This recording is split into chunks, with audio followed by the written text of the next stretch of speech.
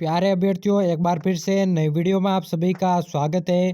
तो दोस्तों 12th class 2022 की परीक्षाओं के लिए एक और इतिहास का नया मॉडल पेपर आ गया है। दोस्तों पहले मैंने राजनीति विज्ञान और हिंदी अनिवार्य के मॉडल पेपर अपलोड कर दिए हैं, आप प्लेलिस्ट जाकर चेक कर सकते हैं। इस वीडियो में 2022 की 12th क्लास की परीक्षा के लिए इतिहास का मॉडल पेपर हम देखने वाले हैं। इससे आपको पता चलेगा इतिहास में किस प्रकार के प्रश्न पूछे जाएंगे और कैसे प्रश्न पूछे जाएंगे, क्या रहेगा परीक्षा का पैटर्न। दोस्तों बिना देर के हम आज की वीडियो को शुरू करते हैं। तो हिस्ट्री का ये मॉडल पेपर होने वाला है। टोटल आपके देखिए 80 मार्क्स का ये 2.25 घंटे तक पेपर होगा। यह सामान्य इंस्ट्रक्शन दिए हैं, आप इन्हें पढ़ लेना वरना वीडियो लंबी हो जाएगी अगर मैं पढ़ूंगा तो बिना देर के हम पेपर को शुरू कर रहे हैं। दोस्तों पहला प्रश्न खंड अ से पूछा जाएगा, ठीक है ना। 4 खंडों में आपका बटा रहेगा। खंड अ से आपके जो है वस्तुनिष्ठ प्रश्न पूछे जाएंगे। बहुविकल्पीय प्रश्न, निम्न प्रश्नों के उत्तर का सही विकल्प चयन कर उत्तर पुस्तिका में लिखिए। पहला प्रश्न है, देखिए दोस्तों, सिंधु सरस्वती सभ्यता का स्थल धोलावीरा निम्न में से किस राज्य में स्थित है। 1 नंबर का यह प्रश्न रहेगा। अगला प्रश्न है, भारतीय पुरातात्विक सर्वेक्षण के पहले डायरेक्टर जनरल कौन थे।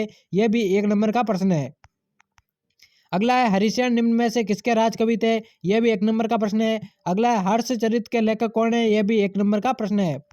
अगला है, सुदर्शन सरोवर का जीर्णोद्धार निम्न में से किसने करवाया। 1 नंबर का प्रश्न यह भी है दोस्तों। अगला है, प्रसिद्ध यात्री ज्यो बैप्टिस्ट तेवरनियर कहाँ का निवासी था। यह भी 1 नंबर का प्रश्न है। अगला है, शेख फरीदुद्दीन गंज ए सकर की दरगाह निम्न में से कहाँ स्थित है। यह भी 1 नंबर का है। अगला देखिए, विजयनगर साम्राज्य की स्थापना किस वर्ष की गई। अगला है, अंग्रेजों के विवरणों में रैयत शब्द का प्रयोग किसके लिए किया गया था। सभी दोस्तों वस्तुनिष्ठ प्रश्न है। यहाँ पे सहायक संधि व्यवस्था किसने आरंभ की थी। अगला है, 1853 का वर्ष मुख्य रूप से किसके लिए जाना जाता है। अगला है दोस्तों, महात्मा गांधी को किसने 1 वर्ष तक ब्रिटिश भारत की यात्रा करने की सलाह दी थी। दोस्तों 12 प्रश्न आपके जो है वस्तुनिष्ठ से पूछे जाएंगे खंड अ से।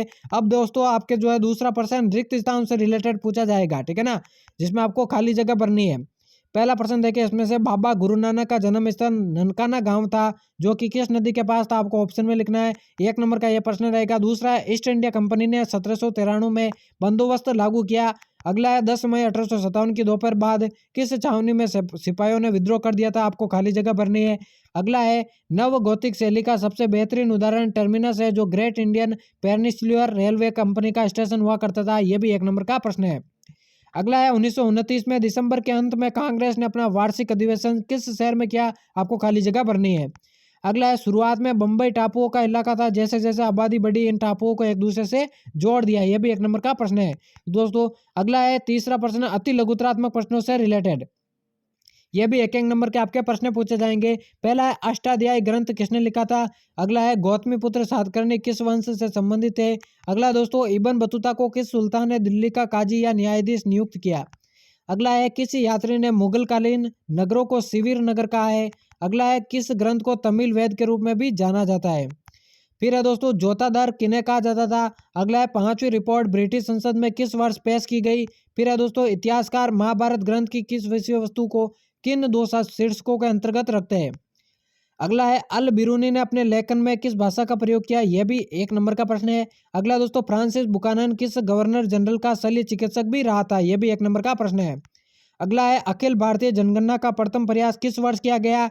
फिर है दोस्तों, सेंटोरियम से आप क्या समझते हैं। यह भी 1 नंबर का प्रश्न रहेगा। तो दोस्तों खंड अ से आपके वस्तुनिष्ठ खाली जगह वाले और अतिलघुतरात्मक प्रश्न पूछे जाएंगे। प्रत्येक प्रश्न 1 नंबर का रहेगा। अब दोस्तों खंड ब आपके शुरू होता है, ठीक है ना। खंड ब आपके शुरू होता है जिसमें लघुतरात्मक प्रश्न आपके पूछे जाएंगे। 2-2 नंबर के ये प्रश्न रहेंगे, ठीक है ना।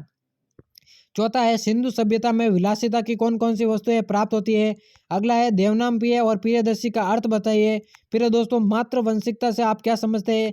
अगला है, इब्न बतूता ने नारियल का वर्णन किस प्रकार किया है। 8वां है, किन्हीं 2 सूफी सिलसिलों के नाम लिखिए। फिर 9वां है दोस्तों, अमर नायक के कोई 2 अधिकार बताइए। दोस्तों इनकी मदद से आपको पता चलेगा कि परीक्षा में किस प्रकार का पैटर्न आपका रहेगा। 10वां प्रश्न है, स्थापत्य के संदर्भ में गोपुरम से आप क्या समझते हैं। फिर है, ताल्लुकदार का शाब्दिक अर्थ क्या है। अगला है दोस्तों 12वां, ये गिलास फल एक दिन हमारे मुंह में आकर गिरेगा। उपरोक्त कथन किसने व किस रियासत के बारे में कहा। अगला है, आपके अनुसार चरखे के साथ महात्मा गांधी किस प्रकार राष्ट्रवाद की स्थायी पहचान बन गए। फिर है, 1857 के विद्रोह को कुचलने के लिए अंग्रेजों ने क्या कदम उठाए। फिर है, किताब उल हिंद की विशेषता बताए। और लास्ट प्रश्न है, लॉटरी कमेटी पर टिप्पणी लिखिए। यह भी 2 नंबर का प्रश्न रहेगा। अब दोस्तों खंड स आपके शुरू होता है। जिसमें आपको दीर्घ उत्तरीय प्रश्न लगभग 3 नंबर का प्रत्येक प्रश्न रहेगा और इसमें आपको ऑप्शन भी दे रखे हैं, दोनों में से एक आपको करना पड़ेगा। 17वां सिंधु सभ्यता के नगर नियोजन की उन विशेषताओं का वर्णन कीजिए जो आज भी प्रासंगिक है। इसका ऑप्शन देखें। सिंधु सरस्वती सभ्यता के गृह स्थापत्य के उन विशेषताओं का वर्णन कीजिए जो आज भी प्रासंगिक है। दोनों में से एक आपको करना है, 3 नंबर का यह प्रश्न रहेगा। अगला है मगध के सबसे शक्तिशाली महाजनपद होने के कारण बताइए। इसका ऑप्शन देखें तो अभिलेखों में से कौन कौन से ऐतिहासिक साक्ष्य प्राप्त होते हैं। अगला है माँ नवमी डिब्बा की विशेषता बताइए या फिर विजयनगर साम्राज्य के मंदिरों को विशेषता बताइए। दोनों में से एक कर दीजिएगा। 20वां है आपके विचार से हिल स्टेशन औपनिवेशिक अर्थव्यवस्था के लिए किस प्रकार महत्वपूर्ण थे। इसका ऑप्शन देखें तो आपके विचार से औपनिवेशिक शहरों के बनने से सामाजिक जीवन में किस प्रकार के बदलाव दिखाई दिए। यह भी 3 नंबर का है। अब दोस्तों आपका आखिरी खंड 10 शुरू होता है जिसमें आपको निबंधात्मक प्रश्न पूछे जाएंगे। लगभग 250 शब्दों में आपको आंसर देना है। 4 नंबर का यह प्रश्न रहेगा। इसमें भी आपको ऑप्शन दे रखे हैं। 21वां आप कैसे कह सकते हैं कि भारत छोड़ो आंदोलन सही मायने में एक जन आंदोलन था। इसका ऑप्शन देखें तो आपके विचार से नमक यात्रा ने किस प्रकार राष्ट्रीय आंदोलन को एक नवीन दिशा प्रदान की। अगला है सूफी संतों ने किस प्रकार अपने विचारों को अभिव्यक्त करने के लिए विभिन्न भाषाओं का प्रयोग किया। इसका ऑप्शन देखें तो भक्ति आंदोलन की प्रमुख विशेषताओं का उल्लेख कीजिए। 23वां प्रश्न है दोस्तों भारत के मानचित्र में निम्नलिखित ऐतिहासिक स्थलों को अंकित कीजिए। काशी, राखीगढ़ी, दांडी और कलकत्ता। इसका ऑप्शन देखें तो यह करिए आप या फिर यह कर सकते हैं इंद्रप्रस्थ, बनावली, साबरमती और बम्बई। ठीक है ना दोस्तों।